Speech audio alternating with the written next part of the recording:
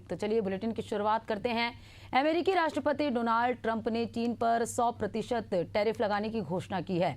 चीन से अमेरिका आने वाले सामानों पर पहले से 30% टैरिफ लग रहा है। ऐसे में चीन पर कुल 130% टैरिफ लगेगा। ट्रंप ने बताया कि नया टैरिफ 1 नवंबर से लागू होगा। साथ ही 1 नवंबर से सभी अहम सॉफ्टवेयर के निर्यात पर भी कंट्रोल करने की बात कही है।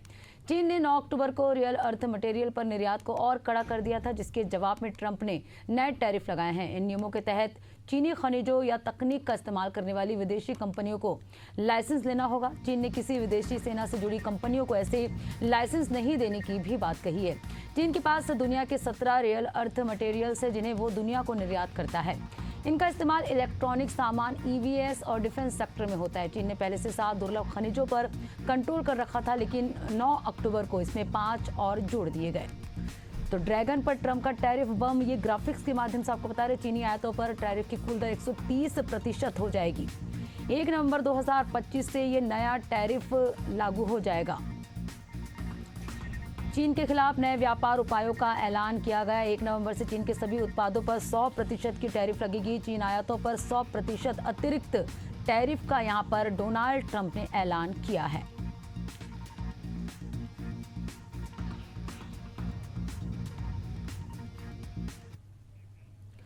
प्रधानमंत्री नरेंद्र मोदी ने दिल्ली में कृषि क्षेत्र में 35,440 करोड़ रुपए की 2 बड़ी योजनाओं की शुरुआत की। उन्होंने 24,000 करोड़ रुपए की प्रधानमंत्री धन धान्य कृषि योजना का शुभारंभ किया।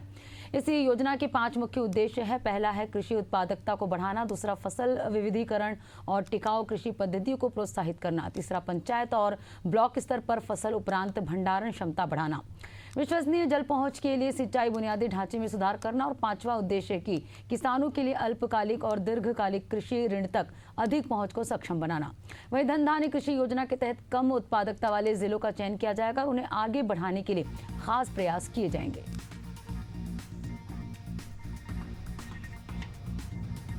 तो 1.7 करोड़ किसानों को मदद मिलेगी। किसानों को मोदी सरकार ने बड़ा तोहफा दिया है। त्योहार से पहले यानी दीपावली से पहले किसानों को मोदी सरकार ने बड़ी सौगात दी है।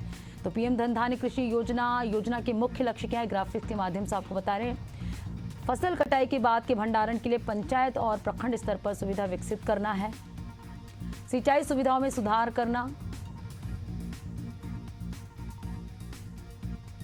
100 चयनित जिलों में दीर्घकालिक और अल्पकालिक ऋण की उपलब्धता सुनिश्चित करना है। तो योजना के मुख्य लक्ष्य आपको कृषि ग्राफिक्स के माध्यम से बता रहे, कृषि उत्पादकता को बढ़ावा देना, फसल विविधीकरण को बढ़ावा देना, दालों की उत्पादकता में सुधार करना है।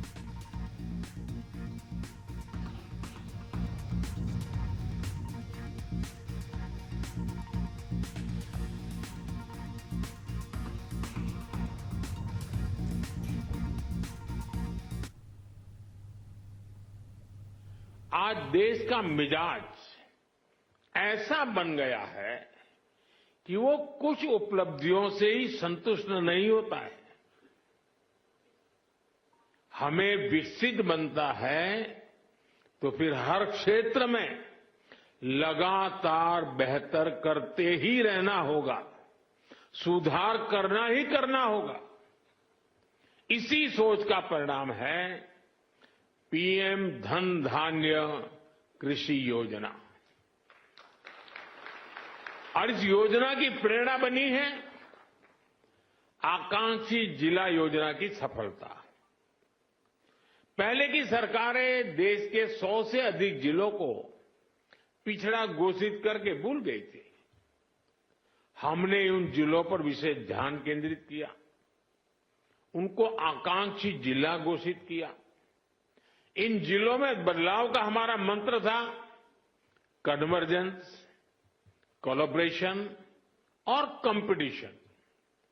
यानी पहले हर सरकारी विभाग अलग अलग योजनाओं, जिले के हर नागरिक, सबको जोड़ो, फिर सबका प्रयास के भाव से काम करो और उसके बाद बाकी जिलों के साथ स्वस्थ स्पर्धा करो। सोशल मीडिया के जरिए बीजेपी लगातार कांग्रेस पर आक्रामक है। एक बार फिर बीजेपी ने पोस्टर जारी कर कांग्रेस पर सीधा हमला किया है। बीजेपी का कहना है कि कांग्रेस आदिवासियों को सिर्फ वोट बैंक समझती है। कांग्रेस पार्टी में हमेशा से आदिवासी नेताओं का अपमान होता रहा है। पहले अरविंद नेताम, फिर मोहन मरकाम और कवासी लखमा को साइड करने का आरोप लगाया है। वहीं बीजेपी का कहना है कि अब दीपक बैच की बारी है। वहीं बीजेपी ने कांग्रेस के संगठन अभियान को लेकर भी तंज कसा है। तो बीजेपी का पोस्टर वॉर जारी है। आदिवासी प्रेम पर सवाल यहां पर बीजेपी ने उठाए हैं।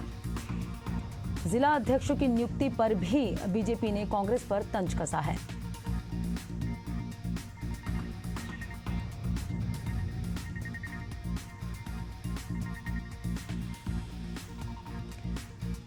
तो बीजेपी ने पोस्टर जारी कर यहां पर कांग्रेस पर तंज कसा है। कहा, आदिवासियों को सिर्फ वोट बैंक समझती है कांग्रेस पार्टी में हमेशा आदिवासी नेताओं का अपमान होता रहा है।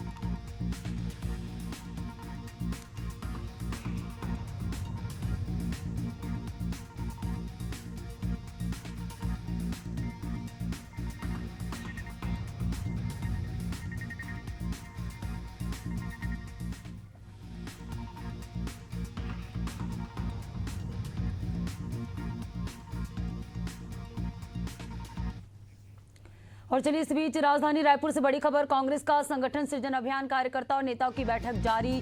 संभावित नामों पर हो रही आपस में राय शुमारी। रायपुर जिला अध्यक्ष के लिए कई नाम सामने आए हैं। तो कांग्रेस में संगठन सृजन अभियान लगातार जारी है। रायपुर जिला अध्यक्ष के लिए कई नाम सामने आए हैं।